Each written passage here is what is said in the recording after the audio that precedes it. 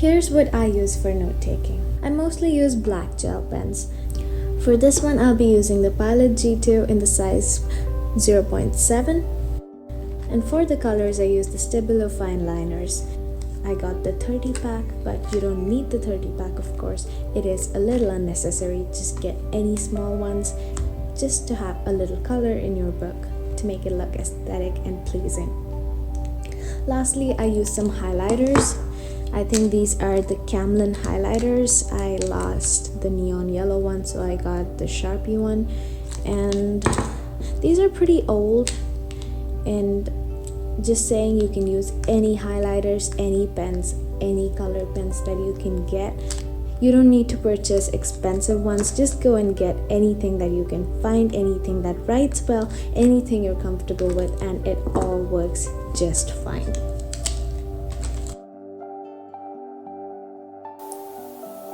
First thing I'm going to do is write the title. And I usually write my title in cursive and do fake calligraphy. I'll show you how I do it. First, I'm going to write it down in cursive.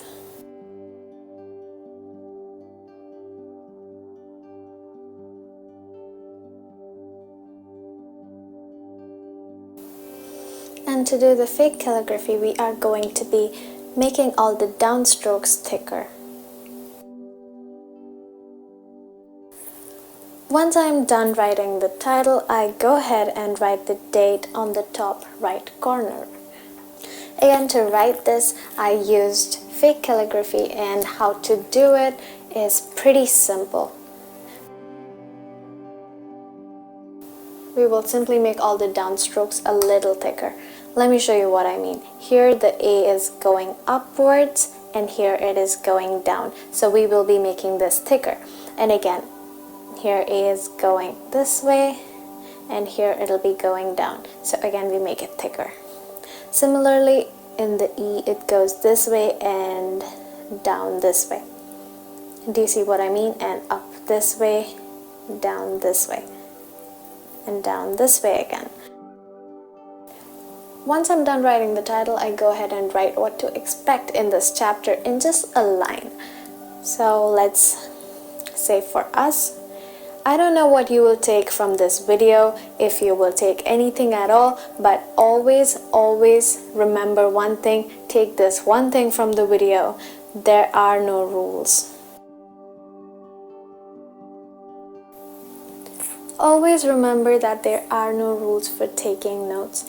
There are no rules written in stone, so make your own, find out what works for you and follow that. Once we're done with the title, we will move on to our headings. For our heading, I usually write with my black pen and then go ahead and take my highlighter and draw a line across on both sides. I usually freehand it. If you like, you can use a ruler. Once I'm done writing the heading itself, I go ahead and write what this heading defines, or if there is a statement, I state that. So I usually write it in quotation marks, just so it is easier to identify and understand what this heading means at a glance.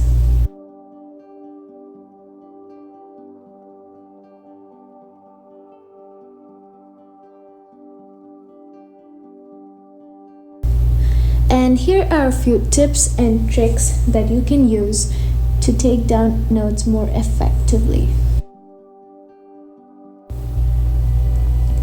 The first tip I have for you guys is using symbols. Use symbols and abbreviations to explain things and make things easier, and of course it will save some time. Like we already mentioned, we are going to be using quotation marks to state things or define things, which was one of our symbols. And I'm going to use this symbol to explain things. And I'm going to use this, or this as bullet points. You can of course use as many symbols and abbreviations as you like. For example, let's say example. EG for example. Also, I'm sure you guys see that I have a lot of aerodynamics and pilot related stuff. This is because I am a student pilot. I have a video on the channel. You can click on the I right there to check out that video. It is about a day in my life as a student pilot, where I walk you guys through my day, through my flights and my ground school and my solo flights and everything, and show you how it is to be a student pilot in today's time in California. If you guys want to check it out, click on that I right there and you can check it out. I completely switched to digital note taking, and in my next video I will tell you why and how I take notes digitally and a few free app recommendations. The second tip that I have for you guys is the use of flowcharts.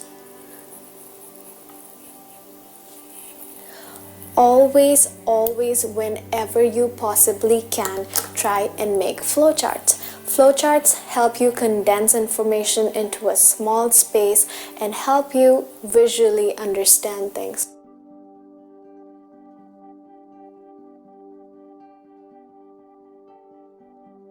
You can always leave some space to doodle and make it look prettier whenever you have time.